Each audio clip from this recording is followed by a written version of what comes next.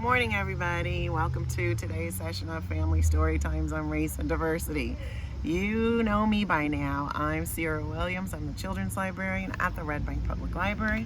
Guess what? Not at the library today. I'm at one of my favorite spots in town called Coffee Corral.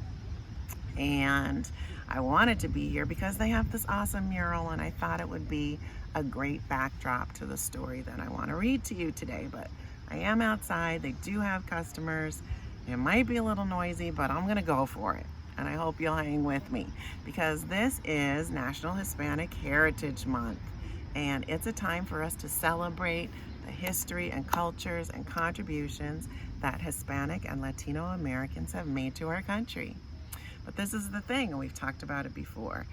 The reason why these awareness months exist is because awareness of other cultures and perspectives is a lot of times missing from the lessons that you have at school.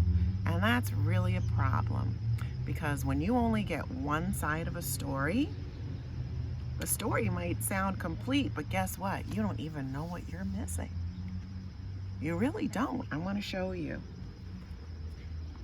If I show you this puzzle of the United States, can you see New Jersey? You think you got the picture, right? You don't even need to see the whole thing because you know what it looks like. But guess what? When I pull out like this, can you see how many pieces are missing? There's a lot of pieces missing, and doesn't that drive you crazy when a puzzle is missing pieces? Well, every race, ethnicity, and culture in this country is like a piece of our puzzle. They have all contributed and have a legacy of artists and scientists and athletes and entertainers and educators and on and on and on and on. And we need to know all about it so that we can see the full, beautiful picture of America. So that's what these awareness months are about. We're going to use them as a jumping off point to learn as much as we can. Right? Right, that's why we're here. So let's start. So did you know that a lot of America, like from Texas to California, used to be a part of Mexico? I don't know if you learned that in school yet, but it's true. I think it would be good for you to Google how many states used to be a part of Mexico, and I think you'll actually be really surprised. It's a lot. So this is the thing. Once that territory was taken over by America, then the people that had lived there for generations and generations became subject to discrimination and segregation because of the color of their skin, their darker skin, and because they spoke a different language. And this happened to many different races and ethnicities in our past, as we know. So the story that I'm going to read to you today is called Separate is Never Equal, Sylvia Mendez and her family's fight for desegregation. It's a true story. It's a history book. It's a true story about a Mexican-American family and their fight for desegregation. And I should tell you that segregating people means separating them and keeping them separate based on their race because of the belief that one race is better than another. And actual laws and rules are put in place to keep people apart. And it sounds like it wasn't fair because it wasn't. It wasn't fair. And so this is their fight to change those rules. And this is kind of a long book. I might paraphrase in parts of it. I want you to hang with me because it's such an important story. It has an impact on your school and how our education system is today. That's how important it is. As always, I want you to pay attention to the illustrations. They're very unique and stylized, and they really add to the telling of this story. So here we go. Let me get in a good spot. Okay. Here we go. Sylvia had on her black shoes. They were shiny new. Her hair was perfectly parted in 2 long trenzas. It was her first day at the Westminster School. The halls were crowded with students, and she was looking for her locker when a young white boy pointed at her and said, "Go back to the Mexican school. You don't belong here." For the rest of the day, Sylvia did not speak or introduce herself in class. She kept her head down while walking in the halls, and when she got home that afternoon, she told her mother, Felicitas, what happened. "I don't want to go to that school anymore. The kids are mean." "Sylvia," said her mother, "¿no sabes que por eso luchamos? Don't you know that's why we fought?" Look, she's crying. Well, 3 years earlier, okay, so this story is a flashback in the summer of 1944. I'm going to let you do the math to see how long ago that was. 2021 minus 1944. Sylvia and her brothers, Jerome and Gonzalo Jr., and their parents moved from the crowded city of Santa Ana, California, to a farm in Westminster. Her father, Gonzalo Mendez, had labored for years as a field worker picking grapes and oranges, and now he was leasing a farm and was going to be the boss. On their new farm, they were going to grow asparagus, chilies, and tomatoes. As the summer came to an end and the first day of school neared, their Aunt Soledad drove Sylvia and her brothers and their cousins, Alice and Virginia, to the school on 17th Street so they could enroll. Sylvia was going to enter 3rd grade, Gonzalo was going to enter 2nd grade, and Jerome 1st. What a handsome building, thought Sylvia as they pulled into the parking lot. Tall trees lined the streets. There was a playground with monkey bars and a red swing. And when they walked into the school, they noticed the hallways were spacious and clean. "I'm here to enroll the children in school," said Aunt Soledad. The principal's secretary gave her 2 enrollment forms, one for Alice and one for Virginia, but nothing for Sylvia and her brothers. "They cannot attend this school," the secretary said. "They must go to the Mexican school." "Why do I have to go to the Mexican school?" Sylvia wondered. She was not Mexican. She was American. She spoke perfect English. Her father was from Mexico, but he was a U.S. citizen, and her mother was from Puerto Rico, which was a U.S. territory. Aunt Soledad was upset. "We all live in this part of town." Sylvia looked at her cousins. They had light skin and long auburn hair, and their last name was Vidori. Then she looked at her brothers and at her own hands and bare arms. She wondered, is it because we have brown skin and thick black hair and our last name is Mendez? "Rules are rules," said the secretary. "The Mendez children have to go to the Mexican school." "I'll not be enrolling any of them then," said Aunt Soledad, and she stormed out of the office. When they arrived home, they told Sylvia's father what had happened. Mr. Mendez told her not to worry. It had been a mistake. He'd take care of it. He was a businessman and used to dealing with people. The next day, he met with Mr. Harris, the superintendent. Mr. Mendez explained that his family had just moved to a nearby farm. "The school on 17th Street is the closest to our house, and my children should attend it." "Well, your children have to go to the Mexican school," said Mr. Harris. "But why?" He was not given an answer other than, "That is how it's done."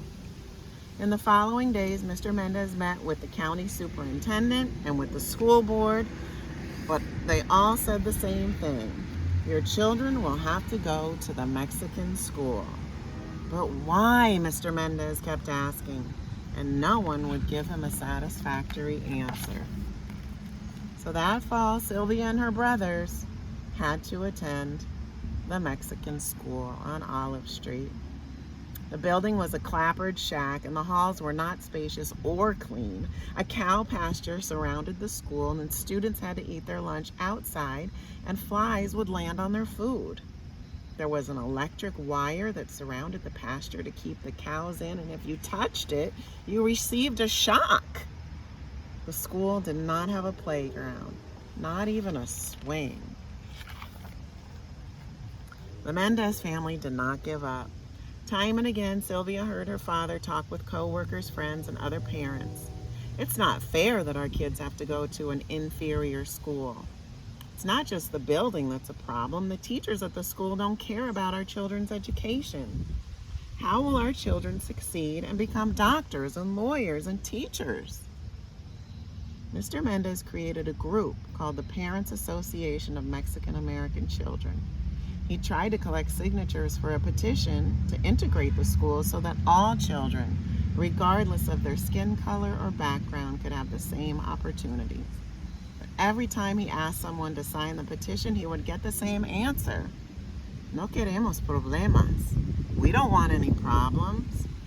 Many of the parents worked on farms owned by white families, and they feared they would lose their jobs if they supported the petitions. One day, a truck driver overheard Mr. Mendez. "You know, you could file a lawsuit," he said. The truck driver told Mr. Mendez about a lawyer named David Marcus who had filed a lawsuit on behalf of people in San Bernardino and helped them integrate public pools there. At that time, not just schools were segregated, but other public places as well, like pools, parks, and movie theaters. Some businesses even had signs that read, "No dogs or Mexicans allowed." Mr. Mendez decided right there to hire Mr. Marcus, even if it meant spending all of his savings to do so. Over the next few months, he and Mr. Marcus traveled all over looking for people who had experienced similar problems. Sylvia watched her father leave early in the morning and come home late at night. While he was away, her mother had to take care of the farm. Mrs. Mendez would get Sylvia and her brothers ready for school and then go out to the fields. She started the irrigation system, drove the tractor, oversaw the workers, and solved any problems that arose. With the help of Mr. Marcus, Mr. Mendez found and talked with other families who were dealing with segregation. Eventually, 4 other families joined them, and on March 2nd, 1945, Mr. Marcus went to the courthouse and filed the lawsuit. The trial was held at a courthouse in Los Angeles. It lasted for 5 days. Sylvia and her family dressed in their best clothes and sat in the courtroom to listen. So the conversations that are on these next couple pages are really from the trial that happened back then. On the first day, Mr. Kent, the superintendent, was questioned. He said that he sent children to the Mexican school to help them improve their English. That's a lie, thought Sylvia. Her English was as good as the English of any other children. "Do you give the children any tests?" asked Mr. Marcus. He claimed that he did. "We do so by talking to them." Well, that's another lie, Sylvia wanted to yell. No one had questioned her. "For what other reasons do you send children to the Mexican school?" asked Mr. Marcus. Sylvia and her family braced themselves to hear what Mr. Kent would say next. "For their social behavior," he said. "They need to learn cleanliness of mind, manner, and dress. They're not learning that at home. They have problems with lice, impetigo, and tuberculosis. They generally have dirty hands, face, neck, and ears." The Mendez family and others in the room stared at Mr. Kent in disbelief. What he was saying was not true. It was degrading. "How many of the 292 children at the Mexican school are inferior to whites in personal hygiene?" asked the attorney. "At least 75% was the answer. "And in their scholastic ability?" 75%. "In what other respects are they inferior?" in their economic outlook, in their clothing, and their ability to take part in the activities of school.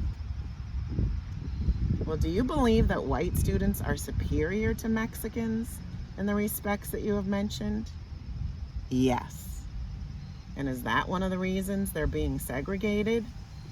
Yes. Well, time and again, Mr. Mendez had asked, why can't my children attend the Westminster School? And now he had his answer. On the next day, a 14-year-old student from the Mexican school was called to the stand who spoke perfect English. It was clear that she had not been sent to the school for that reason. Mr. and Mrs. Mendez were questioned on the third and fourth day, and on the fifth and final day of the hearing, Mr. Marcus called to the stand two education specialists to explain why it was bad to segregate children to different schools. Segregation tends to give an aura of inferiority. In order to have the people of the United States understand one another, it's necessary for them to live together. And the public school is the one mechanism where all the children of all the people go. The judge nodded his head. He seemed to agree with this. But that judge, Paul McCormick, took almost a year to make his decision. But when he did, he ruled in favor of the Mendez family. In his ruling, he said public education must be open to all children by unified school association, regardless of lineage. That meant that everyone must be allowed to attend school, no matter what his or her race or background. The Mendez victory made the newspapers, and Sylvia's family was ecstatic, but they didn't have time to celebrate because the school board appealed the case. They would have to go to San Francisco to argue it again. This time, the Mendez family received support from the League of United Latin American Citizens, the National Association for the Advancement of Colored People, the Japanese American Citizens League, and the American Jewish Congress, as well as other organizations. These groups sent letters with information relevant to the case and asked the judge to rule in favor of the Mendez family.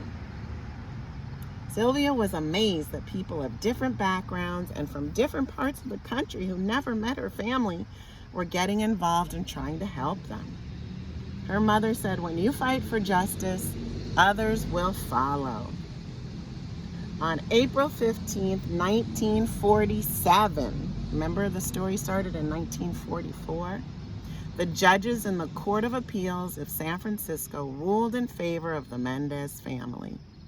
That June, Governor Earl Warren signed the law that said all children in California were allowed to go to school together, regardless of race, ethnicity, or language.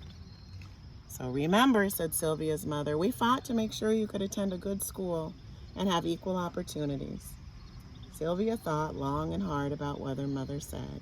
The next day, she returned to the Westminster School, and this time she didn't listen to any whispers, and she ignored the children who pointed at her and called her names. Instead, she held her head high. Her parents had fought not only for her and her brothers, but for all their classmates. And looking around, she saw that other children were smiling at her, and by the end of the day, she had made a friend.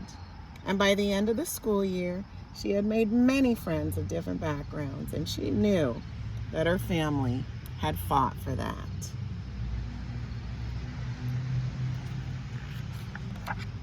And here is a picture of Sylvia when she was a girl, and Sylvia recently.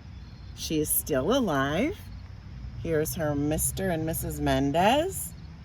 And the two schools, the school with the trees is the Westminster School for white children, and this is the Mexican school.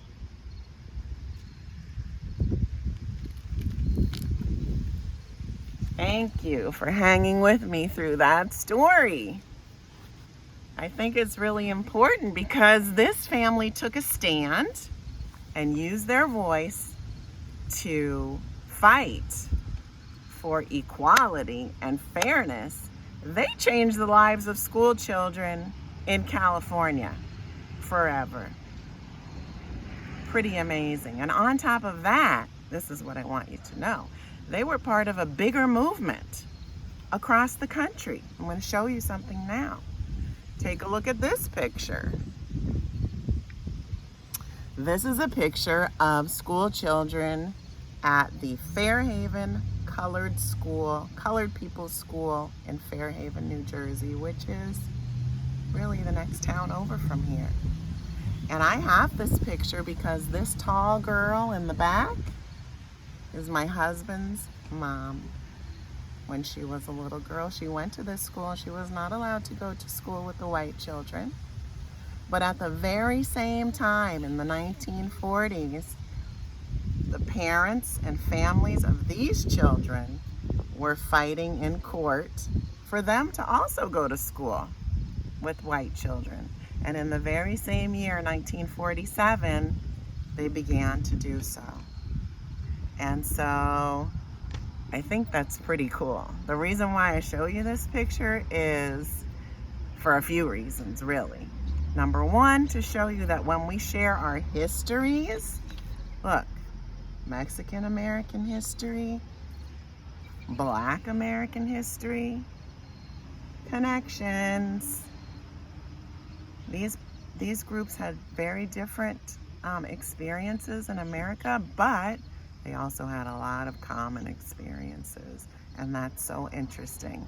The second reason I want to tell you about this is so that you know that stories like this didn't happen just down south or in California. They happen right here in our state and all across the country. And the third reason I want to show you this is so that you know that these children and the children in this story are still alive. This is not ancient history. Okay, they're to you, they're old people now, but they're not like George Washington and Abraham Lincoln old. They're still alive, and so it's really important that we know their stories. And because of them and the fight that they fought, they laid the groundwork for the case of Brown versus the Board of Education, which desegregated all schools across America. You will learn about that one because it's so important. So it's just amazing what they did, and I think we should be inspired by this family for fighting for their children, and all children have a good education and equal opportunities. And look what a difference they made. I want us to keep being inspired, and I'm going to give you some ideas on how you can learn more about Hispanic and Latino contributions to our country. Number one, you know what I'm going to say, you can read more books at the library. We have a lot of good books that you can check out. Do you like biographies? Do you like this Who Was series? It's great. So there's books that you can check out. There's shows that you can watch with Hispanic and Latino characters. Music. You can have a dance party at home together. That would be fun. Maybe learn a new dance. Support a local business. Find a business in your town and have a great meal. Buy something or make your own recipe. Look up something tasty and see if you can make it at home. What else can you do? I want to tell you to check out online the Smithsonian Latino Center, because they have some upcoming children's programs that you might enjoy. And so there's lots of things that you can do. Remember, we're going to use this Awareness Month as a jumping off point.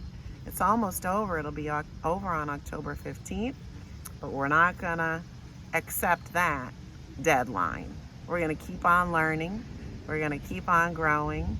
I want you to keep talking with each other and sharing what you learn. And then we'll pick it up again next time.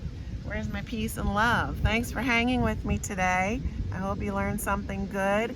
Take care, stay safe and well, and as always, take some peace and love and pass it on. Bye, friends. Boom.